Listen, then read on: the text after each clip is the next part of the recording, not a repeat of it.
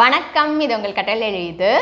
Last வீடியோவில் step 1 for teaching Phoenix நம்ம பார்த்தோம். அதோட கண்டினியூஷன் தான் இன்றைக்கி ரைட்டிங் ஸ்கில்ஸ் எப்படி நம்ம டெவலப் பண்ணுறது அப்படின்றத பற்றி தான் நம்ம பார்க்க போகிறோம்.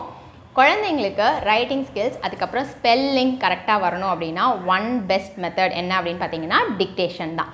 டிக்டேஷன் தான் ரொம்ப ஒரு ஸ்பெல்லிங்க்கு ஹெல்ப் பண்ணுற விஷயம். ஸோ டெய்லி ஒரு 10 வேர்ட்ஸ் நீங்கள் டிக்டேஷன் கொடுத்தா கூட அவங்களுக்கு அந்த ரைட்டிங் ப்ராக்டிஸ் வந்துடும். நீங்கள் ஃபர்ஸ்ட்லேருந்தே லெட்டர் சவுண்ட்ஸ் நீங்கள் சொல்லிக் கொடுக்கும் போதுலேருந்தே நீங்கள் லெட்டர் சவுண்ட்ஸை நீங்கள் டிக்டேட் பண்ணலாம். இப்போ நீங்கள் இன்றைக்கி ஒரு 2 or 3 லெட்டர் சவுண்ட்ஸ் நீங்கள் சொல்லித்தரீங்க அப்படின்னா அதை சொல்லிக் கொடுத்து முடித்தோடனே நீங்கள் அந்த லெட்டர் சவுண்ட்ஸை நீங்கள் டிக்டேட் பண்ணலாம். அவங்க அந்த லெட்டர் சவுண்ட்ஸை எழுதணும். அதுக்கப்புறமா ஒன்ஸ் நீங்கள் பிளெண்டிங் ஸ்டார்ட் பண்ணிட்டீங்க அப்படின்னா டெய்லி கொஞ்சம் லெட்டர் சவுண்ட்ஸ் அதுக்கப்புறம் நீங்கள் பிளெண்ட் பண்ண வேர்ட்ஸ் அந்த வேர்ட்ஸையும் நீங்கள் எழுத சொல்லலாம். எப்போயுமே ஒரு நியூ சவுண்ட் நீங்கள் இன்றைக்கி சொல்லித்தரீங்க அப்படின்னா பழைய சவுண்ட்ஸ் எல்லாத்தையுமே எப்போயுமே ரிவைஸ் பண்ணிவிட்டு நீங்கள் சொல்லித்தரணும். அதே மாதிரி தான் ரைட்டிங்க்கும் டிக்டேஷன் நீங்கள் தரும்போது இப்போ இன்றைக்கி நியூ சவுண்ட்ஸ் நீங்கள் தரீங்க அப்படின்னா பழைய சவுண்ட்ஸையுமே நீங்கள் டிக்டேட் பண்ணுங்கள். அந்த பழைய சவுண்ட்ஸையுமே அவங்க எழுதட்டும். ஸோ அதே மாதிரி நீங்கள் இன்றைக்கி பிளெண்ட் பண்ண போகிற வேர்ட்ஸ் அதே மாதிரி ரெகுலராக நீங்கள் எழுதிட்டு வர போகிறீங்க. இந்த மாதிரி பழைய சவுண்ட்ஸ் எல்லாம் அவங்க எழுதுறதுனால என்ன ஒரு பெரிய அட்வான்டேஜ் என்னன்னு பார்த்தீங்கன்னா எல்லா சவுண்ட்ஸையுமே ரிவைஸ் பண்ண மாதிரி இருக்கும். அண்ட் எந்த சவுண்ட்ஸையுமே அவங்க மறக்க மாட்டாங்க. டெய்லி எல்லா சவுண்ட்ஸையுமே ரிவைஸ் பண்ணி அவங்க எழுதுறதுனால ஒரு பெரிய அட்வான்டேஜ் என்ன அப்படின்னு பார்த்தீங்கன்னா அவங்க அன்றைக்கி பிளெண்ட் பண்ண போகிற வேர்ட்ஸையுமே ஈஸியாக பிளெண்ட் பண்ணிடுவாங்க. சில குழந்தைங்களுக்கு எழுதுறது கஷ்டமாக இருக்கலாம். ஸோ அந்த ஸ்ட்ரோக்ஸ் எப்படி போகணும் அப்படின்றது தெரியாது.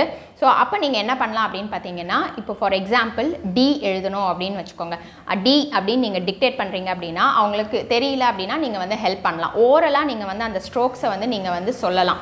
இப்போது ஓப்பன் கர்வ் போட்டு it goes up and then come down and then put a tail அந்த மாதிரி நீங்கள் டிக்டேட் பண்ண அவங்க ஆட்டோமேட்டிக்காக அந்த மாதிரி போட்டு டி அப்படின்ற லெட்டர் எழுதிடுவாங்க. லெட்டர் சவுண்ட்ஸ் மோஸ்ட்லி எல்லாருமே ஈஸியாக எழுதிடுவாங்க. பட் இப்போ வேர்ட்ஸ் எழுதும் போது அவங்களுக்கு அந்த ஸ்பெல்லிங்ஸ் தெரிஞ்சிருக்கணும். அந்த ஸ்பெல்லிங் தெரியறதுக்கு என்ன பண்ணும் அப்படின்னு பார்த்தீங்கன்னா செக்மெண்டிங் தான்.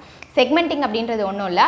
நீங்கள் ஒரு வேர்டை நீங்கள் சொன்னீங்க அப்படின்னா அந்த வேர்டில் எத்தனை சவுண்ட்ஸ் இருக்குது என்னென்ன சவுண்ட்ஸ் இருக்குது அப்படின்றத அவங்க கண்டுபிடிக்கணும். ஸோ அவங்க நல்லா லிசன் பண்ணாங்க அப்படின்னா இப்போ மேட் அப்படின்னு நான் ஒரு வேர்ட் சொல்கிறேன் அப்படின்னா அதில் டோட்டலாக 3 சவுண்ட்ஸ் இருக்குது.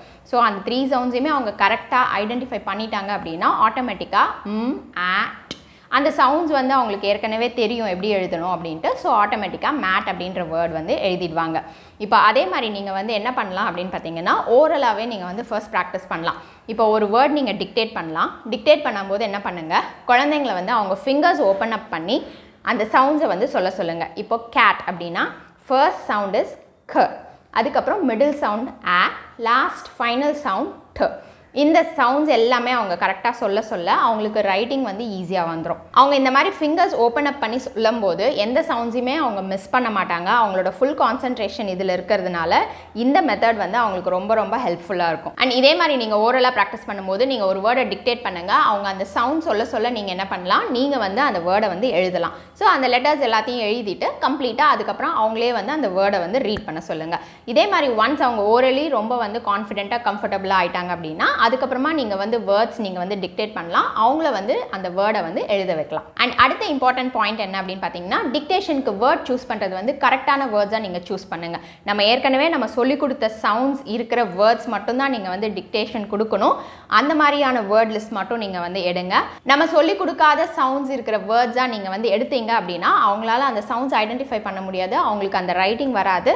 அதனால் அவங்களுக்கு அந்த கான்ஃபிடன்ஸ் லெவல் கம்மியாகிடும். இந்த வீடியோ உங்களுக்கு யூஸ்ஃபுல்லாக இருக்கும்னு நினைக்கிறேன். இந்த வீடியோ பிடிச்சிருந்ததுன்னா லைக் பண்ணுங்கள், ஷேர் பண்ணுங்கள், சப்ஸ்கிரைப் பண்ணுங்கள் அண்ட் கூடவே பெல் பட்டன் கிளிக் பண்ணுங்கள். ஸோ தட் என்னோட வீடியோஸ் எல்லாம் நீங்கள் மிஸ் பண்ணாமல் பார்க்கலாம். நன்றி, வணக்கம்.